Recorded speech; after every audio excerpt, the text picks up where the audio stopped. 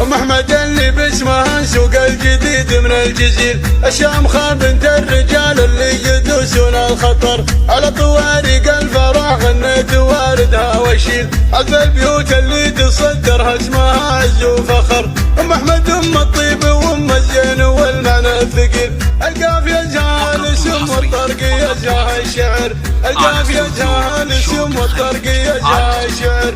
ام المزايا الفارقه والحسن والوجه الجميل، اللي بها وصوف الجمال النادر لكل البشر، كما ترحب بالضيوف اعداد ما حل المخيل. يا مرحبا والمرحبا من قلب ولسان وقدر، يا مرحبا والجو كايف والحفل ما له مثيل. عند ام احمد يا هلا يا مرحبا باللي حضر، عند ام احمد يا هلا يا مرحبا باللي حضر. تسلطني يا ام احمد الليله عسى عمرك طويل، يما العريس وفي طريقك ننذر الفرحة جهر. احمد وريد الطايلة والطيب كسب الجميل، راى الفعول اللي تجمل والمقام اللي يسر، في ليلة عنوانها الجود ولها الطرى دليل. عند ام احمد جان جو الفرح ويطيب السمر، عند ام احمد جان جو الفرح ويطيب السمر.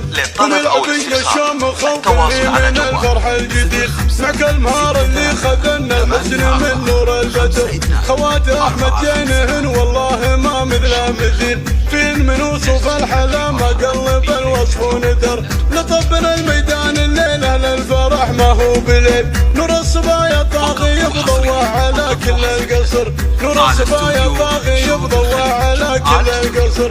الحسن فارق والمزايا غير والنسل السليل، وش الفخر فيهن يا ام احمد وصفات القمر. تفاخر العزوة اللي لا تمل ولا تميل، وتسلطنا بين القبايل بالعناد وبالسطر.